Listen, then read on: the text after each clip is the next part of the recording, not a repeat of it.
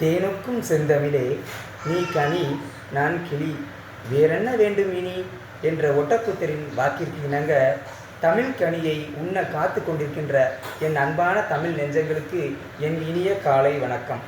இன்று நாம் பார்க்கக்கூடிய கதை என்னவென்றால் உறவுகளுடைய முக்கியத்துவத்தை நம் முன்னோர்கள் எவ்வாறு கடைபிடித்திருக்கிறார்கள், நமக்கும் எவ்வாறு வழிகாட்டியாக இருந்திருக்கிறார்கள் என்பதனை பற்றி நமக்கு அதிகமாக அழகாக தெளிவாக உரைத்து சென்றிருக்கிறார்கள்.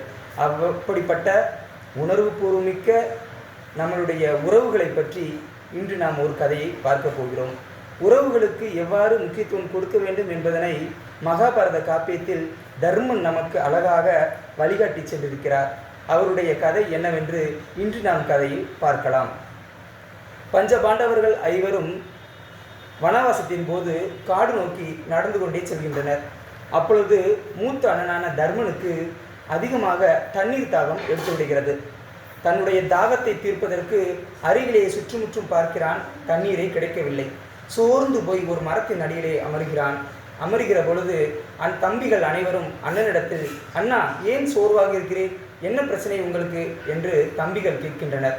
அப்பொழுது அண்ணன் தர்மன் சொல்கிறான், தம்பிகளே, எனக்கு தண்ணீர் தாகம் அதிகமாக எடுக்கிறதடா, தாகம் என்னை வாட்டுகிறது, என் தாகத்தை தீர்ப்பதற்கு எனக்கு தண்ணீர் வேண்டுமடா என்று தன் தம்பிகளிடத்திலே அண்ணன் உரைக்கின்றான். இதை கேட்ட தம்பிமார்கள், அண்ணா இந்த மரத்தின் அடியிலே சற்று அமருங்கள், இதோ இந்த வனத்தில் ஏதாவது ஒரு இடத்தில் தண்ணீர் கண்டிப்பாக இருக்கும், நாங்கள் உங்களுடைய தாகத்தை தீர்ப்பதற்கு தண்ணீர் எடுத்து கொண்டு வருகிறேன் என்று சொல்கின்றனர் தம்பிமார்கள். இப்பொழுது அண்ணனுடைய தாகத்தை தீர்ப்பதற்காக தம்பியான நகுலனும் சகாதேவனும் தண்ணீரை தேடி வனத்திற்குள் செல்கின்றனர். கொஞ்ச நேரம் தூரம் செல்கின்றனர். ஒரு அழகான ஒரு பொய்கை நதியை பார்த்தவுடன் இவர்களுக்கு அளவற்ற மகிழ்ச்சி. ஆகா, அண்ணனுடைய தண்ணீர் தாகத்தை தீர்ப்பதற்கு நாம் ஒரு அழகான பொய்கையை பார்த்து விட்டோமே என்று அந்த பொய்கையின் அருகிலே செல்கின்றனர்.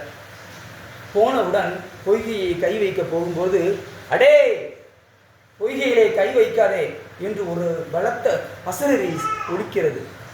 என்ன அசரீரியாக இருக்கும் என்று சுற்றுமுற்றும் பார்க்கிறார்கள்.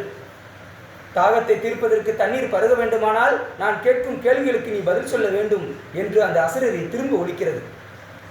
அசரீரி ஒலித்தால் ஒலிக்கட்டும் அண்ணா, நீங்கள் தண்ணீரை பருகுங்கள் என்று சகாதேவன் நகுலிடத்திலே சொல்கிறான். அசரீரியின் சத்தத்தை கேட்காமல் நகுலனும் சகாதேவனும் தண்ணீரை பருகுகின்றனர். பருகியவுடன் அந்த இடத்திலேயே இறந்து விழுந்து விடுகின்றனர். என்னவென்று தெரியவில்லை. திடீரென்று இருவரும் இறந்து விட்டனர். இந்த கதையினுடைய தொடர்ச்சியை நாளை பார்க்கலாம். நன்றி.